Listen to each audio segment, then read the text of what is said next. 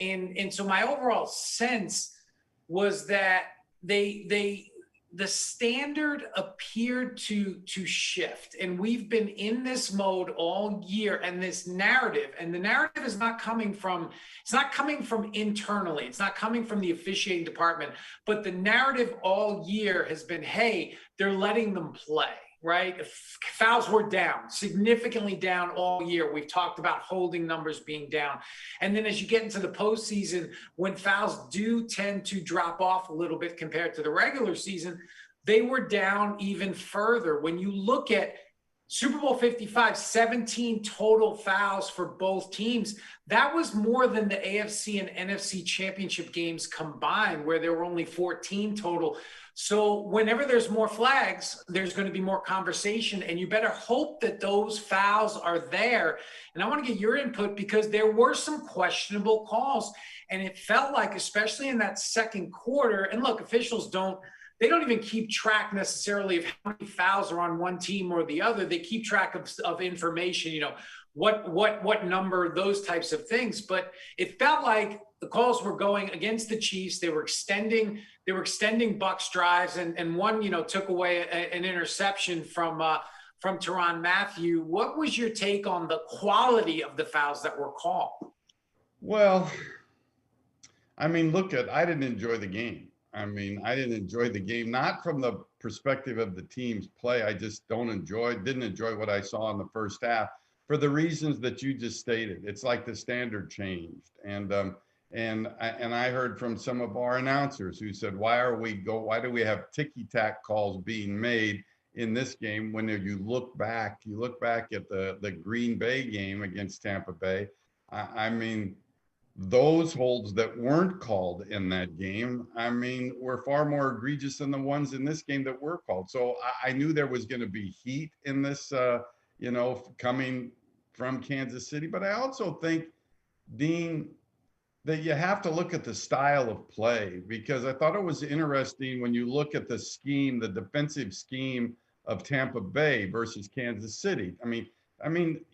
Tampa Bay's known as a blitzing team, and they only blitzed 5 times the entire game. So they played their front four. They dropped into zone coverage, so there was less press coverage coming off the line of scrimmage, especially compared to Kansas City, who did play a lot of press coverage. So you're going to get actually more contact, more opportunities to have fouls. So I'm not concerned with the disparity of the number of fouls.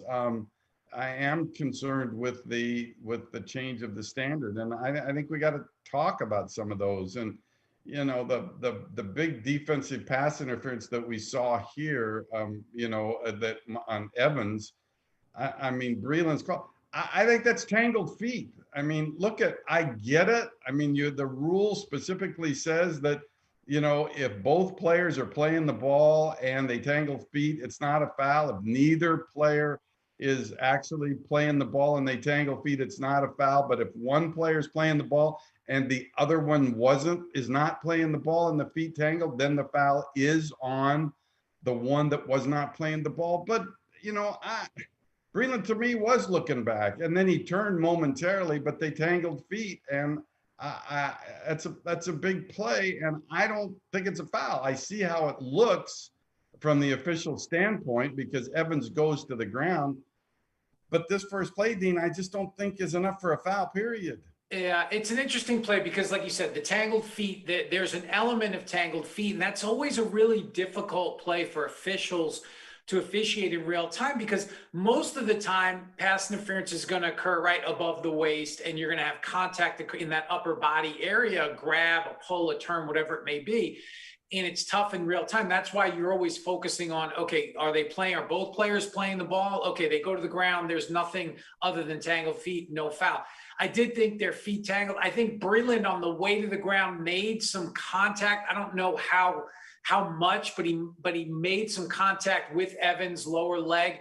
Maybe that caused Evans to go to the ground. I understand why the flag was thrown, but I think I would have said, if there's no flag thrown, this is not something that jumps out, oh my God, that's pass interference, I'm going to downgrade the official. I do understand from the official's perspective why the flag was thrown. I think it's just one of those deals where it happens at full speed. It was catchable. For people saying that play was not catchable, I mean, if Evans doesn't go to the ground, he has a chance to lay out and make that play. You certainly want to see a much bigger distance for that not to be catchable. But again, it's a big play, end of the half. That goes from the Bucks running out the clock and going into halftime with a 14-6 lead. Now they're gonna score a touchdown, and it's 21-6. So a big play in that situation. But let's move towards a play that happened earlier in the half, and this took back an interception, and this was Ward on Evans. Ball was tipped. There was some contact. What did you see here? Officials called through a flag for defensive holding, automatic first down, and Bucks continue the drive. This, to me, probably was the biggest mistake in the game. As you said, it took away an interception. I think it's reasonable for you ran the program. I ran the program. I think it's reasonable to expect 100% accuracy in positioning. And I think it's reasonable to expect 100% accuracy in rules. And in this particular play, I mean, I don't think it's holding in the first place. I mean, I think Evans was playing physically, and I think the defender didn't really grab. I mean, he may have had contact, but I didn't really see a solid grab. But we know, I mean, the announcement from Carl Scheffer's proper by what was reported to him. He said prior to the pass, it was a two-step drop and a quick pass. It's impossible. It was impossible for that action to be before the pass. And so it's an official that didn't follow the proper mechanics, because you are told if you see the foul for either illegal contact or defensive holding, see the foul, look back, find the ball. And if the ball in this case is in the air to another receiver, don't call it. It's not a foul. And so I get it. I mean, I get it why it's called, but I think, Dean, this was a crucial mistake. Yeah, I didn't like this foul at all. Like I said, I could see the first play we talked about. This one, I think when you walk through and you talked about the mechanics, and it's so important when you're dealing with illegal contact and defensive holding. These are fouls that happen prior to the ball being in the air. So the on-field official who's watching that action between Ward and Evans has to see what in their mind is a foul, and then, like you said, find the football. And to me, it's so quick. Even if it is a hold, that ball is out. Now it's batted down. Now you have to transition from holding or illegal contact to defensive pass interference. Well, the ball's batted down. It's not catchable, even if it is to Evans. It's no foul. I mean, that's one where I think if the official in that situation just takes a second to kind of go through the mechanic and process everything, then I think he keeps the flag in his pocket. But I think he got focused, saw the action, thought it was a foul, didn't take the next step, through the flag. And unfortunately, it's not just an incomplete pass. It's an interception, a turnover that we're negating. And those are, look, not to say that that's the reason Kansas City lost the game. Like none of these fouls, you don't score a touchdown, and you can't expect to win too many ball games like that. But it does have an impact, and it does change momentum, and it does change, and who knows, what the ultimate, outcome would have been. But again, I think to your point, the mechanic and going through the proper steps is the key, and it's a breakdown there. And you're right. The Chiefs didn't score a touchdown, right? They turned over the ball twice. So, but on the other hand, you look at when all of this happened, and it happened in the first half. And so you look at it and say, did it take away momentum? And I think it did. And then Kansas City came out pretty flat in the second half also. But it leads to the story. They're part of the story. And then you do things on the field, Dean, which I think probably bothered me. And you made some reference to it, I think a little bit earlier. But a series of big penalties too. The defense offside on the field goal attempt on the 4th and 4, which gave a first down to Tampa Bay. All you do is create a line of confusion when you report the wrong number. And I get it. I'm not trying to be overly critical, but this is how much I didn't enjoy the game yesterday. But get the right number. You give the wrong number for a person on the other side of the line of scrimmage, who's not offside. And then you create these level of confusion where then the network has to give, well, clearly he was offside. So Sure. you'd like to see those, you'd like to, when you think of the Super Bowl, you just like to see, those types of things not happen. I mean, the DPI in the end zone, I mean, against Matthew, what do you think of that? Well, again, I see why the back judge threw the flag there. I think you watch that action, and Matthew, I think Evans is running the route, and Matthew slides over and creates some contact. The ball is in the air. Evans can't continue his route. I didn't have a big problem with that one. I thought there was a significant contact. I thought Matthew slid over and created that contact. Evans was trying to run the route. So for me, it was more. It came down to that Ward. The Ward play was the one that bothered me the most in terms of, when you're thinking about being in that position and wanting the officials to have a good game. That was the one I didn't have as big a problem with the one in the end zone. Yeah, and you look at really the three major plays, the interception as we just talked about, and the offside on the field goal attempt, and then the hold on the punt play. I mean, and it's clearly a hold on the Chiefs, but and so you look at it, and smart by Bruce Arians, because he had the opportunity. He could have tacked it on that ball and tacked it on from the 30 to the 40, but no, he backed it up to where the kicker was actually kicking the ball in the end zone, and then his punt resembled one of I've seen you play golf, one of your 7-irons. It was a dead shank. Yeah. So you just, I mean, just the Chiefs just had it all going against them. And yes, the officials may have, contributed to the momentum. They didn't cost them the game. And as I got into argument with somebody earlier today, who was getting on me about the Chiefs, and I said, where were you last year? Where were you last year when you went into the Super Bowl against the 49ers and the Chiefs were the #1 team for being called for defensive holding and DPIs and illegal contacts? And they played physical against the Niners. How many calls did they have to go against them? Zero. Well, and that's the thing. And that goes back to when we talk about the standard. If you're a coach and you're going into this game and you know what the standard has been all year, then yeah, if we've been aggressive in the secondary all year and it's benefited us, why am I going to change that? That's the standard that they've established for us. The Chiefs, I thought you mentioned the key to the game was the pressure they were able to put on Mahomes. I saw a ridiculous stat today that he actually ran 500 yards under pressure. Like, to think about that, running 500 yards under pressure, throwing the ball away is insane. And they were able to put pressure on with their front four. And I thought that, look, if we're not going to call holding and we're going to allow the Chiefs either offensive line, because you put pressure on Brady, the Giants showed what that will do to him in the Super Bowl. That could be a game changer, right? And sure. So with the standard kind of shifting, it has an impact. No question, it has an impact. And again, not the reason the game that look, the Bucs were better. The Bucs were better on Sunday, and that's why they won the Super Bowl. Tom Brady, I don't think there's anybody that you can argue that he's not the greatest of all time. And now winning with having 7 Super Bowls that are more than any other franchise, it's incredible. It's absolutely incredible.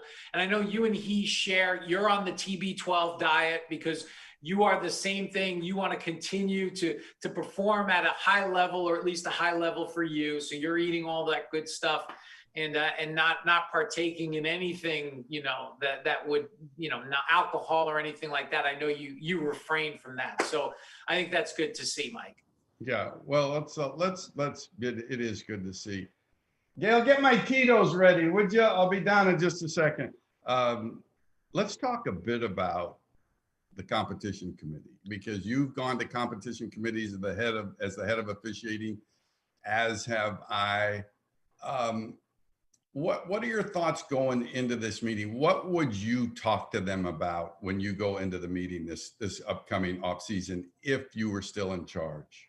Yeah, I think for me, there's nothing glaring on rules that I think, oh, we got to change this rule because this is this is negatively impacting the game. I don't like when we change a whole bunch of rules every year and then everybody kind of has to start over, and we've got to either unlearn something or we got to learn something new, and coaches, players, officials all have to adjust, and there's a learning curve. So there's not a rule. I know people are going to want to, the worst rule in football, the touchback rule. Get over it. Don't fumble. But I think for me, we've talked about the standard, right? And the change from where we've been 15, 16 fouls a game on average for a really long time to a significant drop that felt intentional. And so, okay, let's talk about a couple of key areas. Let's talk about offensive holding. And let's talk about the contact downfield, pass interference, illegal contact, defensive holding. And let's discuss with the committee where is the standard? What is a foul? What isn't a foul? Let's get some clear direction. Let's look at examples of flags that were thrown that we thought were correct and some that maybe were incorrect, or flags that weren't thrown that should have been, and get direction from the competition committee. The competition committee is made of a really good cross-section of NFL people. You have ownership, you have management, you have head coaches, so you get a good perspective and a wide perspective. So for me, what is the standard in these key areas? The other thing I would look at is catch, no catch, and just make sure. I don't think the NFL necessarily has a widespread catch, no catch issue. I just want to make sure that the standard the on-field officials are officiating to is as close to possible as what we're doing in replay, right? That we're not ruling passes incomplete on the field and then making them all catch fumbles and vice versa. That standard is the same, because rules are written for officials to make decisions in real time, and the overwhelming majority of catch no catch plays don't go to review. And so, the small percentage that do, I don't want there to be a different standard. And then from a player safety perspective, the use of the helmet foul is something that I think the officials, this rule has been in place now going on 4 years. And I don't think we've got it yet. I think it's such a hard play to officiate in real time. We saw the play in the Chiefs-Browns game at the goal line with the fumble into the end zone and Sorensen hitting the receiver with his helmet. That would be something. Are we in a good place there? Can we officiate that? And do we need to think at making some of these calls reviewable? I'm not in favor of adding a bunch of things to replay, but I think it's inevitable at some point. And so I think those are some of the things I would bring to the committee. What about you? Yeah, I mean, certainly in the area of the standard and consistency and all that, I mean, that is constant discussion. When you look at, right, the number of fouls and how it has gone down, and then you look at the number of points and how they have gone up, are they okay with that? If they're okay with that, I'm okay with that. But I think there are a lot of people, especially defensive players, that are probably not. So I think that's something you have to look at. And I would go beyond. I mean, to me, what's the next big thing? I mean, what is the next big thing in officiating? What can we do to make officiating better and not destroy the game? I don't want to add more to instant replay. That's the last thing I want to do. Although I would recommend, if possible, if we could figure out a way to make it more time efficient. But I mean, I would like to see them, if they have more time this year in the off season and they're allowed to meet in person, to really discuss what they could do in the preseason next year and explore an eighth official. I mean, an eighth official, which, I've been in favor. You can call it whatever you want, but an official in a booth with a monitor, able to see a quick replay or run even back the line feed and be able to correct player safety errors, not anything, but player safety errors. So if you have a horse collar tackle, a call that is made, and it's not, he's below the nameplate, to quickly for the eighth official to get on his little 020 system to the referee and say, Vinny, it was not a horse collar. It's not a foul. Pick up the flag. Yes, he can do that. Get it done before the expiration of the play clock, or maybe even before 15 seconds of the play clock is left, and make corrections. It's not a lot different in my mind, Dean, from having an eighth official on the field who gets a different angle. He gets a different angle and can give some information. So I I would like to protect the players properly and not miss the ones like you're talking about, the illegal use of the helmet, not miss those if they are a foul and should have been. And I also don't want to penalize them because it's a major penalty, if it is called and it shouldn't be. So I would really propose to them that they take a look at using an eighth official in the preseason, get some data, figure out a way that make it outside of replay. I think replay has so much to do right now, and figure out a way even to use the existing 7+1 guys and maybe rotate them into the booth.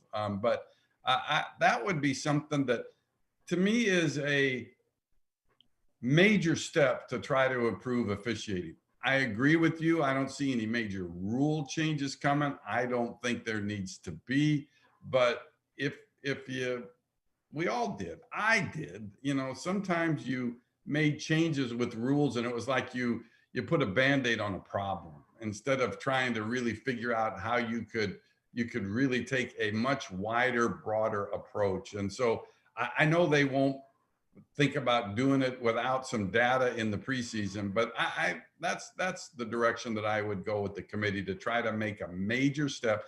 Player safety only, player safety fouls. And at one point we even said pass interference inside of 2 minutes of the fourth quarter or something, but very limited to where you could get more consistent rulings in the player safety area. Yeah, and I would agree with that. I think the issue, and the issue has always been, it's whatever you want to call it, but that the creep that follows, right? If you open it up to player safety, right?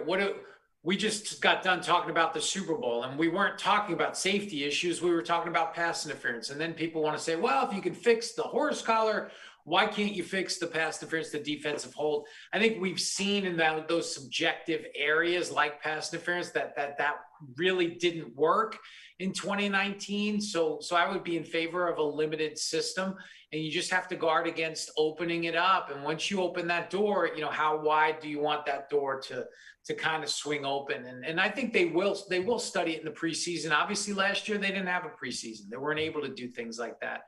And, right. And I think, we'll have some experiments and some testing in the preseason and be able to get some data and then figure it out from there. Yeah. All right, let's look back. Our amazing group of people that help us put on this show have given us, like you said, the highlights or the lowlights from season 4. Let's run it and let's see what they got for us.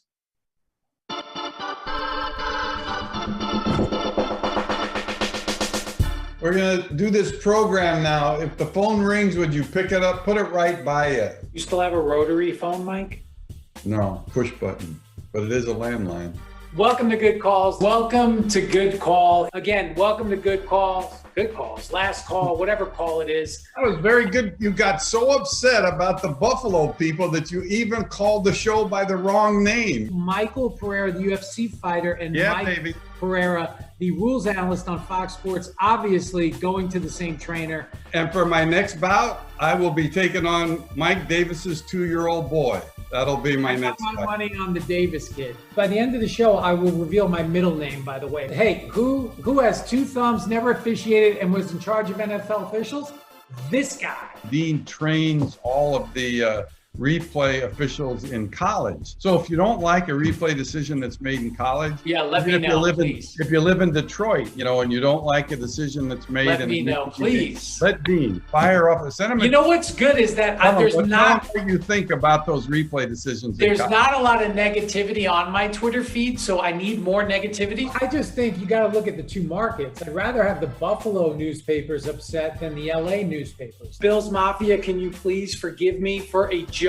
It was sarcastic. 87% of what he says is sarcasm. Stephen Bond produces such an amazing show. And I was the best dressed person on Southwest Flight 2522 from LAX to Sacramento yesterday. We got that picture from a fan and they sent it to us and they thought it was Barry from Storage Wars. So welcome to the Blandino verse. You're all just living in it. That's it. It's like the Matrix. I was home and I was watching the game and I was like on my fifth Tito's and I just thought I was like overly drunk. Bondo, get off the Buffalo, the Bills Mafia Yeah. Twitter page and change.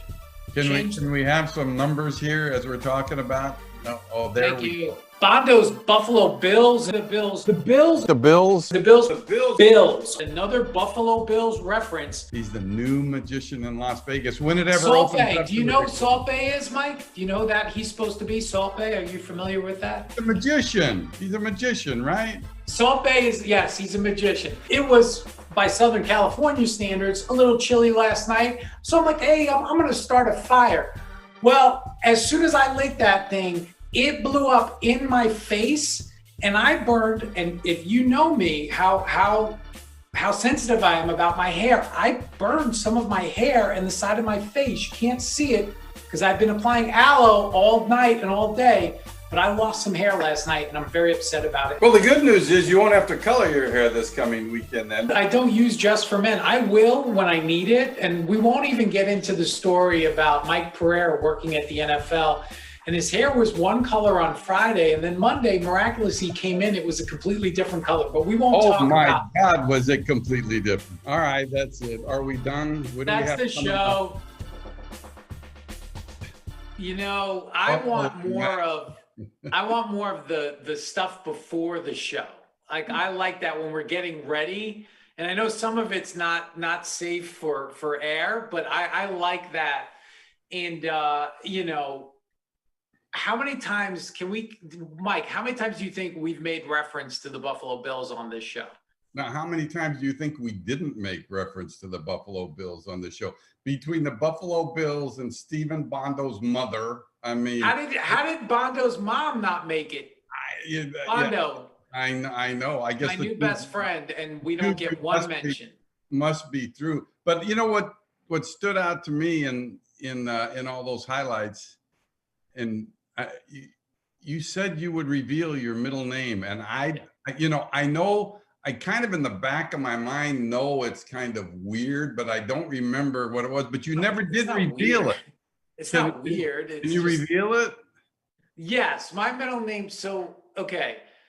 So my name is Dean Blandino, which people have always like enjoyed saying my name. And then, I was Dino Blandino and that whole deal. And then I tell people my middle name and they think I'm kidding. And it's actually my grandfather on my mother's side, his first name. My mom was born in Italy in a small town, Pietrelcina in Benevento, came here when she was 17. And my grandfather's name was Pellegrino, and that's my middle name. So my name is Dino Pellegrino Blandino. And so very, very Irish is yes, Pellegrino. And I'm not the heir to the Pellegrino water fortune, unfortunately. That's my middle name. And my name is what? What's my first name? Your first name is not Michael. My first name is Peter. Yeah. So I'm actually Peter Pereira. And they were said, well, why? How did you get that? Now, how come you're now Mike now? And the short answer is my mother's mother and father were killed in an auto accident when I was like 1.5 or something like that. And my mother's brother came to live with us and his name was Peter. So they start calling me Little Peter.